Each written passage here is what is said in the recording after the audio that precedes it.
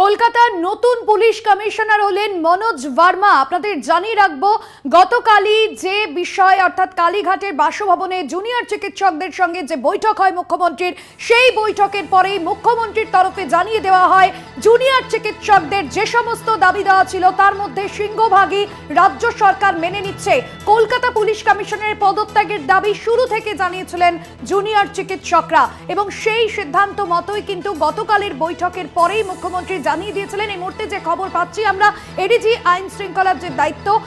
যে দায়িত্বে এর আগে ছিলেন মনোজ কুমার ভার্মা,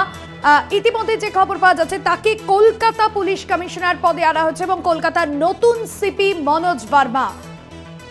ফোন লাইনে রয়েছেন আমাদের প্রতিনিধি রিয়া মাঝি। রিয়া, আমরা দেখেছিলাম পুলিশ মহলে অত্যন্ত জনপ্রিয়তার সঙ্গে তিনি কাজ করেছেন এবং একসময় ব্যারাকপুর পুলিশ কমিশনারেটের প্রধান হয়েছিলেন তিনি এবং রাজ্য সরকার তার উপরেই আস্থা রেখেছিল এবং 2019-এও ব্যারাকপুর যখন বারবার উত্তপ্ত হলো ব্যারাকপুর শিল্পাঞ্চল, সেই সময় সেই পরিস্থিতিও কিন্তু তাকে একেবারে কড়া হাতে সামলাতে দেখা গিয়েছে। সেই জায়গা থেকে আরো একবার আস্থা রাখলো রাজ্য প্রশাসন। একদমই, আমি কিছুক্ষণ আগেও যে কথা তোমাকে বলছিলাম, যে খবর আমরা করেছিলাম প্রায় 1:45 নাগাদ, যে খবর আমরা করেছিলাম যেখানে আমরা বলেছিলাম মনোজ কুমার ভার্মার কথা এবং সেখানে আমি বলেছিলাম, মেনশন করেছিলাম যে এডিজি এলো পদে রয়েছে, অর্থাৎ এডিজি ল অ্যান্ড অর্ডার পদে রয়েছে মনোজ কুমার ভার্মা এবং তিনি যথেষ্ট গুরুত্বপূর্ণ পদ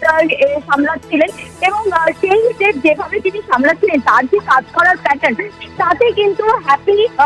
অর্থাৎ তাতে খুশি ছিল রাজ্য সরকার এবং সেই কারণের জন্য অত্যন্ত ছোট ব্যাচ হলেও, কারণ বিনীত কুমার গোয়েল তিনি 1994 ব্যাচের অফিসার ছিলেন এবং তারপরের যে ব্যাচগুলো যদি দেখতে হয় সেক্ষেত্রে কিন্তু 95 বা 96 ব্যাচের অফিসারদের দেখতে হতো বা 97 ব্যাচের, যেখানে সুপ্রতিম সরকারও ছিলেন, সেই জায়গা থেকে দাঁড়িয়ে 98 ব্যাচ এর অফিসারে গেল, অর্থাৎ 4 বছর নিচে গেল এবং সেখানে গিয়ে মনোজ কুমার ভার্মাকে সিপি পদে নিযুক্ত করা হলো ইতিমধ্যেই এবং যে নোটিফিকেশন ইতিমধ্যে লালবাজারের তরফ থেকে, নবান্নের তরফ থেকে দেওয়া হয়েছে, মাফ করবে, সেই নোটিফিকেশন নবান্নের তরফ থেকে বার করা হয়েছে, সেখানে কিন্তু দেখা যাচ্ছে যে মনোজ কুমার ভার্মা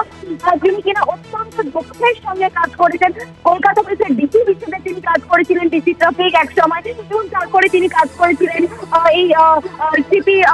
ব্যারাকপুর হিসেবে তিনি কাজ করেছিলেন এবং তারপরে এডিজি ল অ্যান্ড অর্ডার হিসেবে তিনি কাজ করেছেন এবং তার যে ব্যাকগ্রাউন্ড সবকিছু দেখে কিন্তু সরকার তার কাজে খুশি হয়েই কিন্তু এই পদ, অর্থাৎ কলকাতা পুলিশ কমিশনার হিসেবে তাকে নিযুক্ত করা হলো এবং আর কিছুক্ষণের মধ্যেই তিনি আসবেন লালবাজারে এবং 4টের সময় যে টাইম দেওয়া হয়েছে যে হ্যান্ড ওভার করবে সিপি বিনীত গোয়েল যিনি ছিলেন, তিনি চার্জ হ্যান্ড ওভার করবেন মনোজ কুমার ভার্মাকে বলে এমনকি জানা যাচ্ছে। ধন্যবাদ জানাবো তোমায়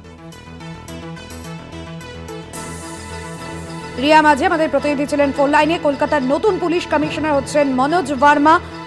এবং আমরা দেখেছিলাম যে একসময় জঙ্গলমহল জুড়ে যখন মাওবাদীদের যে একটা দাপট ছিল এবং সেই সময় কিন্তু তাদের যে মাওবাদী কার্যকলাপ রোধে গুরুত্বপূর্ণ পদক্ষেপ নিয়েছিলেন তিনি এবং পরবর্তীতে তাকে শিলিগুড়ির পুলিশ কমিশনারেট পদেও নিয়ে যাওয়া হয়। ব্যারাকপুর শিল্পাঞ্চল 2019-এ যে উত্তপ্ত পরিস্থিতি তৈরি হয়েছিল এবং অর্জুন সিংয়ের যে দাপট ছিল এবং অর্জুন সিংকে বাগে আনতে কিন্তু রাজ্য প্রশাসনের তরফে ব্যারাকপুর পুলিশ কমিশনারেটের প্রধান করেই মনোজ ভার্মাকেই পাঠানো হয়েছিল এবং আরও একবার রাজ্য প্রশাসনের তরফে আস্থা রাখা হয়েছে তার ওপর। 2017-এ রাজ্য সরকারের পুলিশ পদকও পেয়েছিলেন মনোজ ভার্মা এবং 2019-এও মুখ্যমন্ত্রীর পুলিশ পদক পেয়েছিলেন মনোজ ভার্মা।